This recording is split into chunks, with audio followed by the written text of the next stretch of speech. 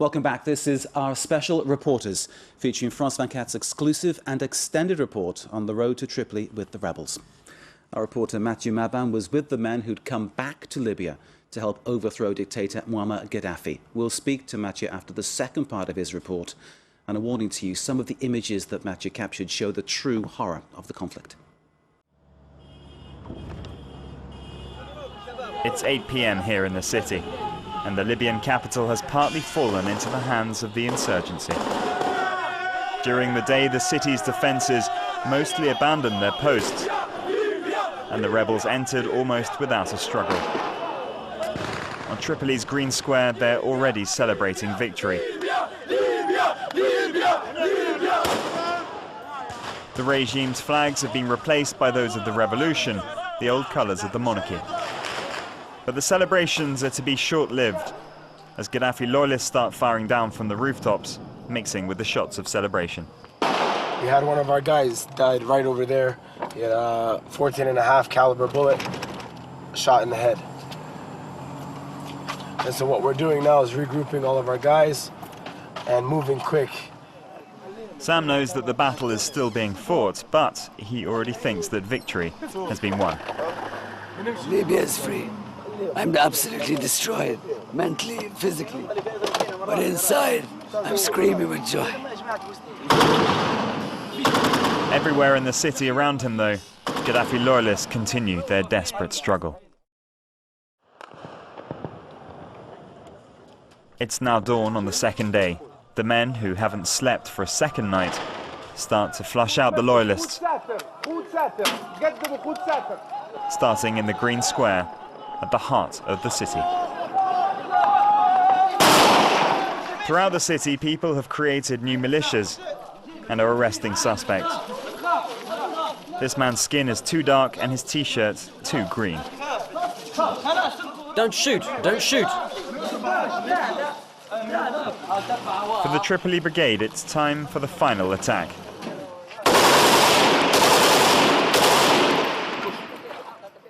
At the end of this street, behind a wall, lies Bab al-Azizia, Muammar Gaddafi's stronghold. The gathered troops have hoisted green flags. Wait! Wait! That's enough, get ready! Mehdi's brought together all the volunteers he can lay hands on for the last battle. Anti-aircraft guns mounted on a truck give the sign to start the assault. Mehdi's been injured in the ankle. Regardless, he enters the undefended Bab al-Azizia mosque. He says he's dreamt of this moment. He takes it as a sign.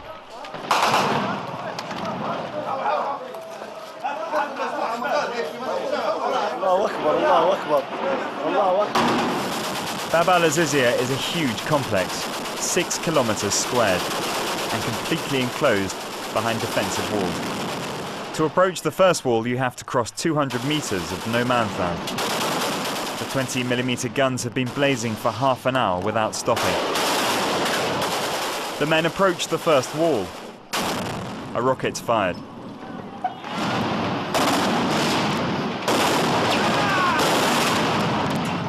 Then a deluge of gunfire.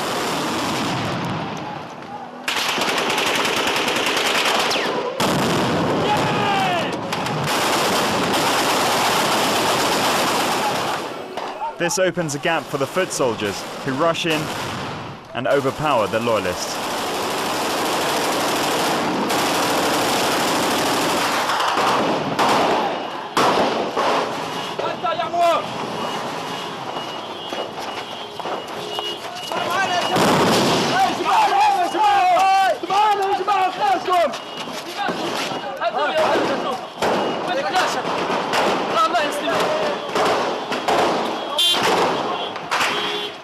Now the very heart of the regime is only a few meters away.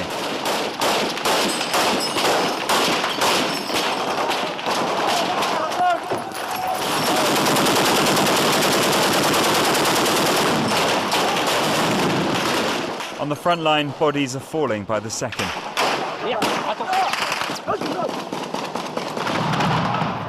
After that, the home straight and the end of their mission.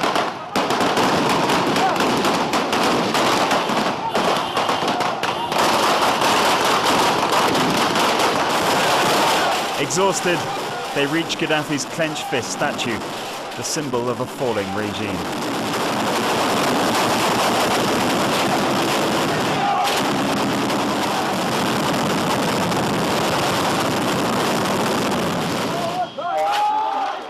As evening falls, the men come to terms with the fact that after 6 months of fighting, it's the end.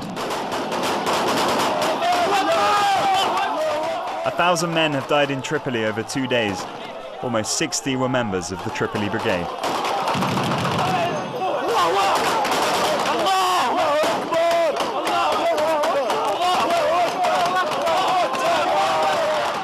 Survivors who served the regime have been arrested, like this domestic servant.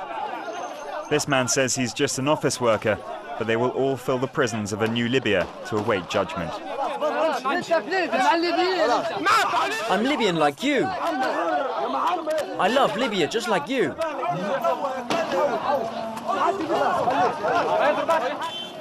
Overnight, the Gaddafi empire crumbles under an epidemic of looting and destruction.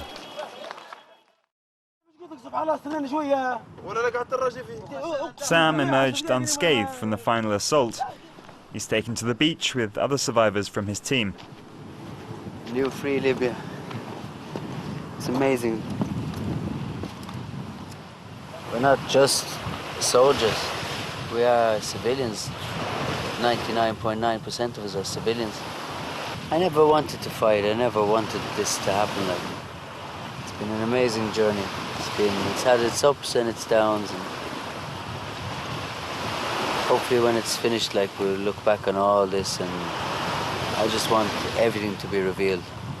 Why people like me, why we left to do this great work, this great job. Why we felt that the burden was on our shoulders to do it. Some weren't as lucky as Sam. You know, Atif, the tall guy, he told you I lived in Baba Azizia. Yeah. I have to go visit his family. Before he died, he told me that morning when we left, he said to me, if I pass away, sell my car and stuff and give it to my mother so she can travel and go on the pilgrimage to Hajj. So even now, if I can't find his car or stuff like that, I'll pay the money myself. And I'll tell his mother how much of a lion he was in the desert. A lion. Mehdi, the leader, has become a national celebrity. Many noteworthy people jailed by Gaddafi and now free have come to see him. Mahmoud, look, it's Mehdi Harati.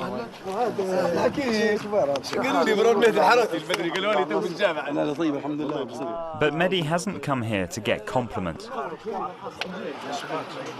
This is to be the first meeting of Libya's rebel leaders, chaired by a man previously unknown to the general public.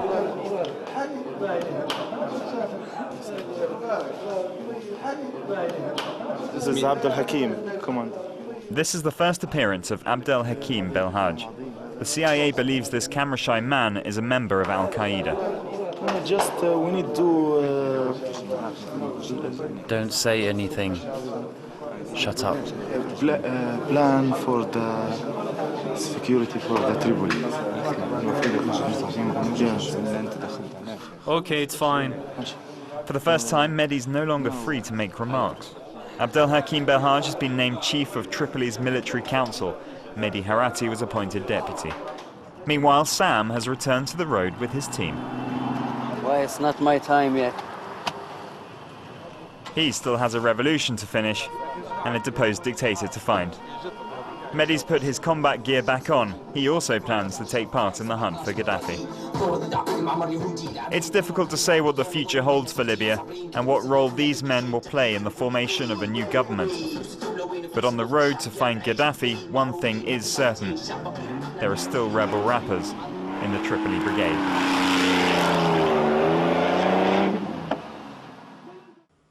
Well, let's now talk to Matthew Maban, our reporter who brought you the inside story of the push for Tripoli, and of course an insight into the men who put their lives on the line to overthrow Muammar Gaddafi. Matthew, ordinary people from Libya and beyond, did this surprise you? Oh yes, definitely. I was absolutely surprised by the fact that the rebellion pushed so hard and so brutally and came inside Tripoli so quickly. You know, France 24 has been sending a lot of teams on the field, really on the field, since the very beginning of the revolution. And we were coming back quite often with the idea that as a rebellion sometime was not motivated enough, not trained enough, not determined enough. It was not the case for this assault on Tripoli. It was not the case for this Katiba Tripoli. We met some men who were absolutely determined to win the battle, to go inside Tripoli and to make Gaddafi run away, which happened at the end. But ordinary people, as you say. Now, there has been talk of special forces being involved as well. Did you see any evidence of that? No, really not. We've been living with them for about a week, and we've been observing them. They've been training, for sure, and this is what they told us. They spent something like 2 or 3 months in the desert on the west part of Libya, and they received some weapons from the French, from the British, some weapons which were dropped on the field. But I did not recognize any European style in the way they were fighting. I told you they were very brave. Those men are very simple men, but absolutely determined. They've been training in the desert. They were gathered in different groups, in platoons. Each platoon had a mission. This Sam, we met in the report, was in charge of the recon team, the man ahead. Everything was planned, organized. They were briefed by the coalition. They were receiving a plan. They were permanently in communication with the coalition, just to tell their needs. To say, in this area there is a tank company which could be good if this company was destroyed. Help from the coalition, advice from the coalition, yes. But on the ground, basically ordinary people. No one. I didn't meet anyone, and I didn't feel like they were trained directly by any European contractor or any European professional soldier. Okay, now obviously you're with the Tripoli Brigade, led by Belhaj. There are different brigades, possibly with different ideas. Up till now, there's been one common idea: let's get to Tripoli, let's get rid of Gaddafi. Now, once we've gone beyond that, do you think there's still a risk that among the rebels there will become a point where they don't see the same aim, that they don't want the same things, and it kind of disintegrates into infighting? I think the key word is diversity. As everywhere in the world, the population is made of many sensibilities. Of course, Islam is everywhere in Libya. Islam is the religion in Libya. Almost all the men and women are Muslim, and you know, in a time of war, you always feel closer from God. It's also the case in our own history, in Great Britain, in France, how people who were fighting in the First World War were becoming much more Catholic than before in their life. This is what I saw on the field. Now we know that some fundamentalists are fighting in the rebellion ranks. Definitely, I don't think they are in majority. Definitely not. We met together watching the report. We met some young Libyan listening to modern music, playing as kids, and